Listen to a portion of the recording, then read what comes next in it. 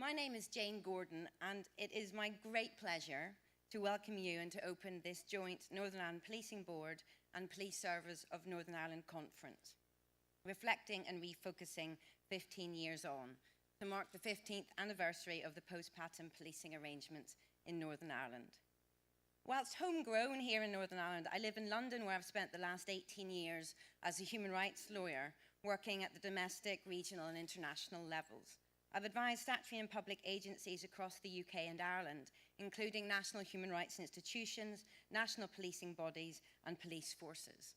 Between 2003 and 2008, I had the great pleasure to be Human Rights Advisor to the Northern Ireland Policing Board, where, together with Keir Starmer, one of our speakers this morning, I designed and delivered the first ever framework for monitoring the human rights compliance of the police. In 2009, I was Human Rights Advisor to Her Majesty's Inspectorate of Constabulary's National Policing Protest Review. And since then, I've advised Police Scotland, the then Association of Chief Police Officers, the College of Policing, and numerous police forces across England.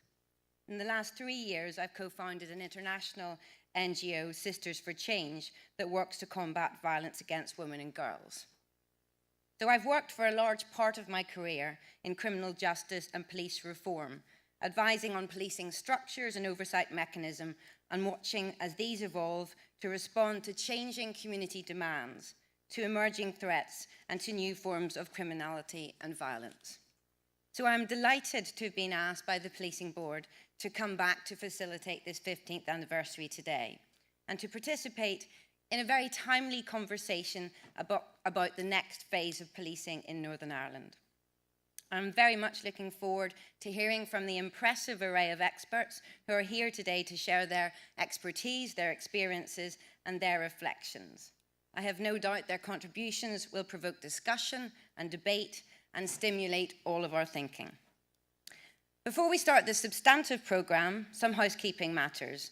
First, there is no fire drill planned for today, so if the alarm sounds, please leave by the main exits and the fire exits located around the room. The assembly point, I understand, is in the main car park. Second, we would very much like to encourage Twitter users in the audience to tweet throughout the day. The hashtag is NIPB_PSNI @15, that's AT15. But please, can I ask everyone to make sure their phones are turned to silent now? Finally, please note there will be photographs being taken throughout today, which will be used in Policing Board documents and online, and the conference will also be filmed. If you don't want to be photographed or filmed, please advise a member of the Policing Board staff. My role today is as facilitator of this anniversary conference. I'll introduce each session, lead the discussion with our expert panels, and direct questions you have to panel members. But before I outline the format for today, I thought I would make a few comments on the very successful seminar last night. A core theme of last night was the significant journey that policing in Northern Ireland has been on over the last 15 years. And that we shouldn't take for granted where we have got to. Professor Richard English of Queen's University Belfast noted how extraordinary the journey has been and how contingent rather than inevitable it was. Dr. Mulcahy of University College Dublin said there has been a sea change in policing to the collective benefit of the people of Northern Ireland.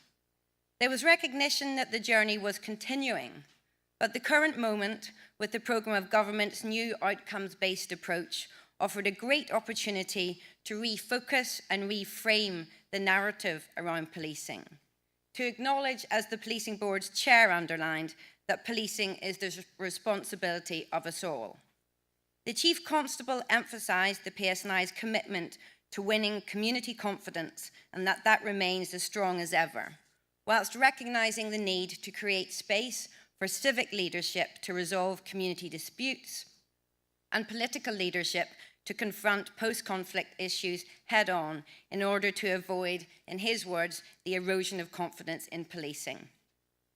The frank comment by Brian Rowan, our wonderful facilitator last night, on the need to stop shoveling our experiences on the next generation was echoed by contributors from the floor and the politicians taking part in the panel discussion.